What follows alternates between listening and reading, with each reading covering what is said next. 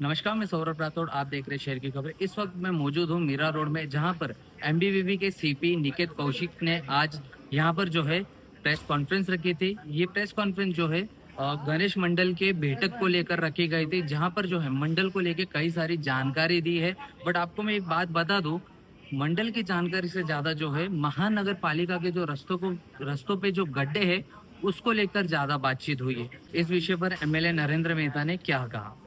Sir क्या कहेंगे, आज ये जो बैठक बुलाई गई थी गणेशोत्सव को लेकर, क्या सूचना देंगे आज? आज की जो बैठक थी, हर साल ही बैठक ली जाती है, कोई इस साल पहली बार नहीं ली है।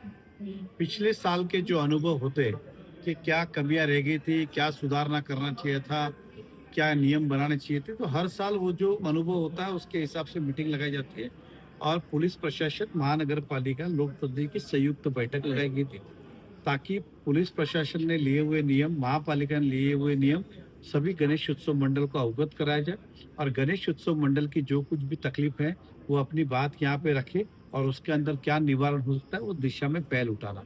तो आज की बैठक उस दिशा में थी और मुझे पूर्ण विश्वास है कि महापालिका, पुलिस प्रशासन, गणेश उत्सव तीनों एक दूसरे के कोऑर्डिनेशन पे, एक दूसरे की सलाह पे काम करेंगे और शांतिपूर्वक इस साल भी गणेश उत्सव मनाया जाएगा। सर ज्यादातर देखा गया यहाँ के मंडलों की शिकायत थी कि शहर में रास्तों की हालत बहुत खराब है और गणेशोत्सव आने वाले अभी तक रास्ते नहीं बनाए गए। ये स्वाभाविक है, रास्तों को लेके तो इसमें कोई दो राय नहीं है कि इस बार बहुत ज्यादा खड्डे हुए, जिसमें हम भी निराश हुए, हमने भी आरोप किया।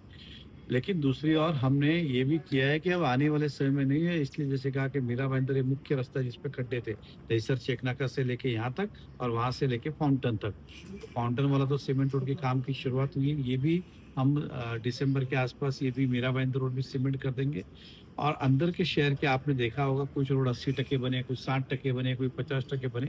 अगले साल पूर्ण होगा और मेरा पूर्ण विश्वास है अगले साल 90% इस शहर के रोड सीमेंट रोड हो गए होंगे, जिससे लोगों को तकलीफ ना होगी। और अभी भी जो खड्डे हैं उसको हमने भी और महानगर पालिका के अधिकारी ने भी कहा है कि हम 20 तारीख के पहले पहले खत्म करेंगे।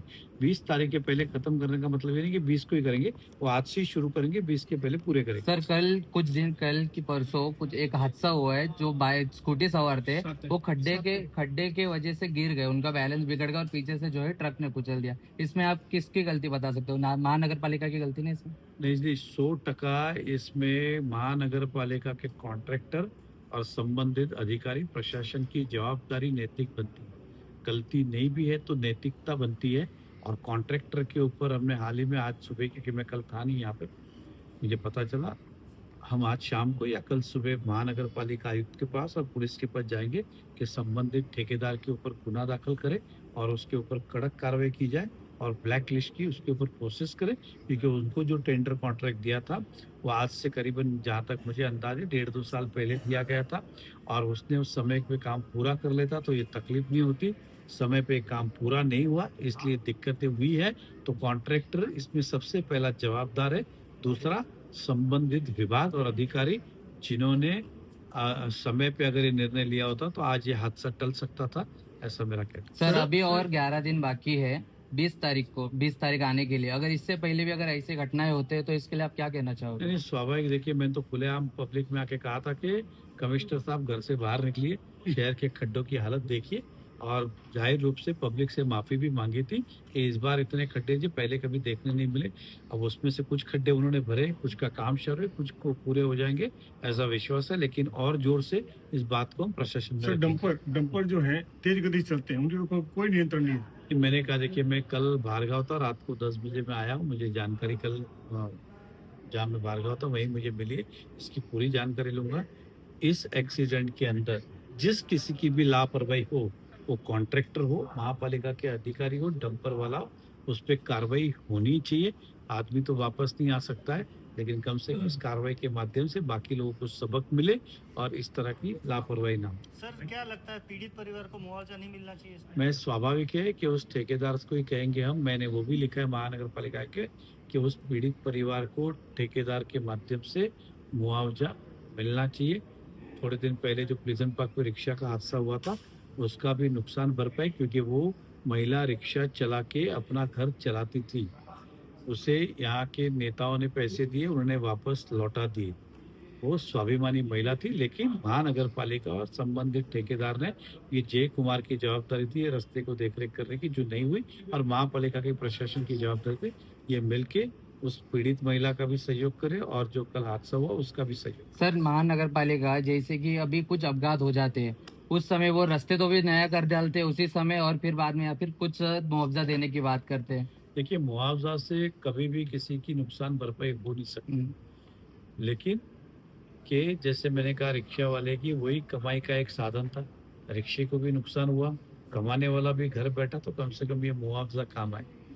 जो मृत्यु हुआ उसको तो मुआवजा किसी काम का नहीं, लेकिन उसके परिवार को जितना कर सकते उतना करने की कोशिश करें। धन्यवाद। आज मेरा भाईंदर में एक समन्वय बैठक आयोजित की गई थी। इस बैठक में सभी गणेशोत्सव मंडल और यहाँ के जो वरिष्ठगण अधिकारी है, विशेष रूप से यहाँ के लोक प्रतिनिधि और सम्माननीय पुलिस आयुक्त महोदय, इन सभी ने संबोधित किया है।